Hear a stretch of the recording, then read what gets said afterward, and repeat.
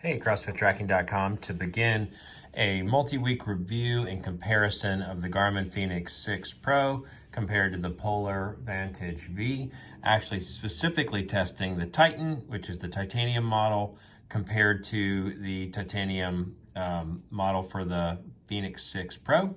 When you look at the two side by side, they look similar in size. Actually, the 6 Pro's got a 47 millimeter casing and the Vantage V has a 46 millimeter casing. As far as thickness goes, they are similarly thick.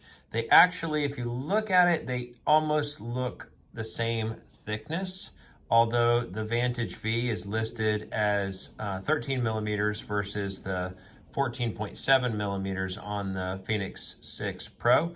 But when you look at them side by side, it actually, the Vantage V looks just as thick for sure. So maybe they weren't counting the Precision Prime heart rate tracking. As far as comfort and wear, just out of the box and out of the gate, and how the wrists and the bands are designed, the Fenix 6 actually feels a little bit more comfortable because it's got hinges that are more traditional like a watch, whereas the the Polar Vantage V has got more rigid. So you have this area in there that makes it feel a little bit less flexible. As far as a casing goes between the two, I'm comparing the Titan, which is the titanium casing, versus the Fenix 6 Pro titanium, and I love the design and feel, just the overall design of the Vantage V, especially in the Titan titanium version. It comes with a specialty watch band, so really have loved it. It's got sort of a textured rubber on there. So on the Fenix 6, I swapped it out for actually more straight standard. The normal band has a bunch of lines down the middle. It feels comfortable enough, and it's got these nice quick release edges, but the specialty band with the black and red combo with the texture on the outside, I think just looks better, and the overall simplicity of the design of the casing on the Vantage V just looks better. On the back, you obviously have the differences in the heart rate monitors. So this is Garmin's most recent. Compared to past Garmin models, this has actually been tracking a lot better for me than in past models. This is their Polar Precision Prime, their optical heart rate sensor that has a lot more diodes now. So sometimes you can't get it to come on. There it came on. It's actually flashing like 100 times faster than the video is going to show. But they have 9 diodes, a mixture of green and red. Here on the Garmin, you actually just have 2 primary green, as well as there's a pulse ox sensor. So there's no pulse ox sensor in the Vantage V, and I'll talk a little bit about some of the differences as well. You can see it there. The differences on the two, which I'm going to test and compare, you have small diodes versus large diodes. So the smaller ones may or may not, so there's so many of them, it may pick up better. The larger, ever since Garmin moved to larger diodes, which I saw a similarity to Apple, the Apple Watch has a great optical heart rate sensor that I think it's just because it has a brighter diode. One of the things I'm going to show in a comparison video is one of the things that I'm noticing as far as the watches go is the difference in the backlight. So you can see there's a backlight difference just out of the gate.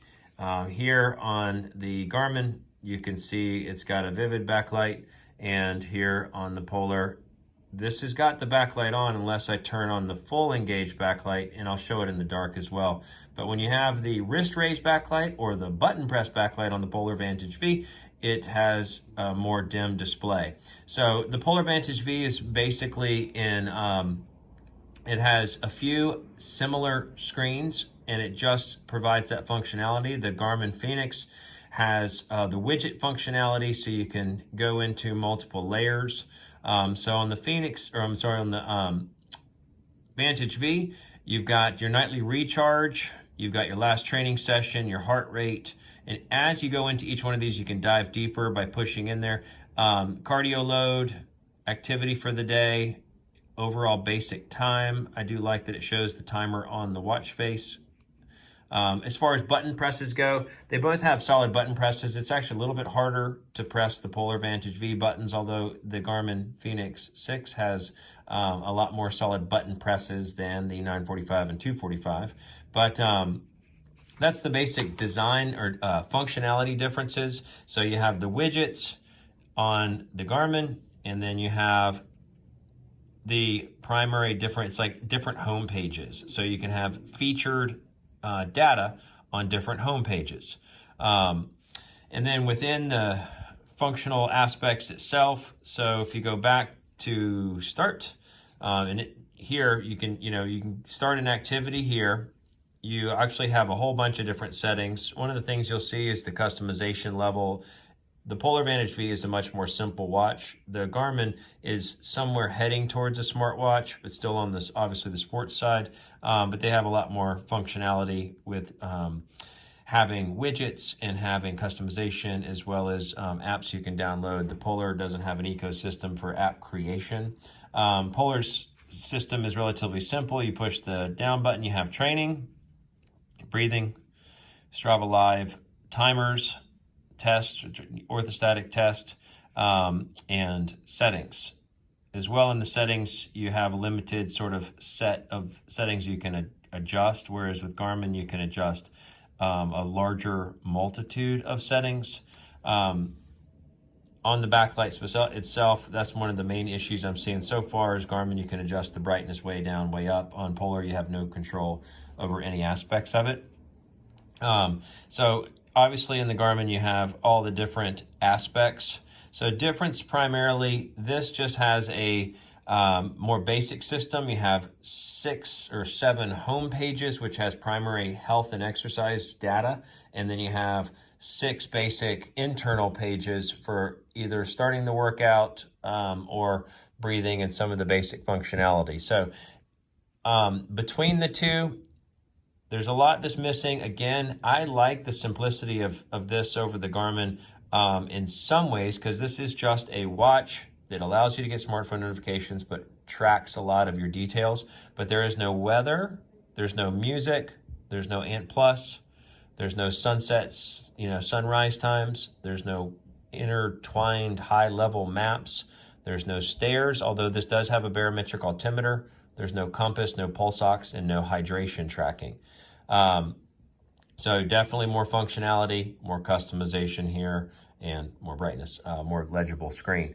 But overall, this one, the Vantage V, I feel like has an excellent approach to analyzing different aspects. It has a built-in, so obviously within Garmin you can find some workouts in different ways, but the interesting concept about the Polar Vantage V, the Polar system, is that when you've had a high level of training or you did not get good sleep the night before, it tells you preset workouts, or just in general, hey, take it easy. So I've already had a WOD today and went on a brief, walk with my dog. So it's just saying, hey, you should chill out. So you can go into that functionality and it'll say, just focus on mobility. If you're going to do anything else the rest of the day, focus on mobility. If you had a terrible night's sleep and your body is overall depleted, then it'll just say, actually just do supportive stuff, and it'll have more listed. But actually, I really like this. If you were going to track, the watch is sort of telling you based on your internal health what you should probably do today. You get a similar experience in the Garmin with your, training status. So it's, says you're peaking. It can go into, your load for the last week, and it shows you based on types of workouts what you should probably focus on more. It's like low aerobic shortage. So it helps you with that, but it doesn't give you specific sort of simple on the watch face itself direction for what you should probably focus on for today. So a lot of functionality here. In some ways, I like the simplicity here. But Garmin's just got a lot to it. The other thing is we're here to focus on what is best for CrossFit. So when you look at the two functionalities, what CrossFit entails is intense workouts multiple times a week. So having a high level of awareness of your internal health and your recovery and your body strain and your overall load is important. So Polar does all the same things as Garmin does on those fronts. And what we're going to test over the next few weeks is which I feel like has more value. So we can look at all the component differences, but that's just sort of a general review you can get on a million websites. We want to look at what the differences are for CrossFit training. So overall, the training could be better on one versus the other. Obviously on Polar, you have the cardio load, and on both of them have recovery features. So this has got your recovery time as well as a body battery. The body battery tracks how much stress you're under throughout the day as well as how much you rejuvenate at night. So it's telling you where your overall health is on the whole, as well as it tells you a specific time frame for how long you should recover from one workout to the next. On the Polar, you actually have two different types. You can either choose the nightly recharge, which is taking into a high level of analysis on your sleep, the heart rate components of sleep and respiration, as well as the sleep patterns themselves to determine if you are recharged for the day. And you also can opt for a Recovery Advisor Pro, which requires an H10 chest strap so that you do an orthostatic test, which is just measuring that heart rate stress or heart rate variability at least 3 times a week. So I'm going to track both. So both do load over a period of days, both do, the level of exertion per workout. So it's tracked here as anaerobic and aerobic training effect, and it's given a load score. Here you have what's called TRIMP, which is a similar metric for how much, difficulty, as well as when you sync this with Polar, the Polar Flow app, and then you also look on the Polar Beat app, it'll tell you your recovery time per workout. So it does the workout, high-level workout exertion tracking, the load tracking, and the recovery tracking in different ways. So we're going to try to cover all of that. So overall, just looking at it, like I said in my recent review, I found the Fenix 6 to be a little bit too much. I don't use topography. I don't go on long quests and hikes. I do like the size of the face, but I have found the thickness to be unnecessary. It doesn't feel super cumbersome, but unnecessary. Here, actually, the thickness feels about the same. So I'm not finding that I'm feeling like this is a slimline experience, but I love the clean simplicity of the casing. So we don't need all this heavy-duty stuff for doing an efficient CrossFit workout. This feels more perfect. Again, the backlight is an issue, so I'm going to show you a specific backlight comparison in a few different settings, but that's the overall. We're going to start and track this over a period of weeks. We want to see if one provides a better CrossFit impact or tracking or, those types of things, and we'll get back to you later with an updated review. Okay, so this is just sort of a comparison in a slightly darkened room. So you can see it across different settings. Obviously the Garmin immediately, this is on 50% brightness. This is actually on. So the backlight here is on.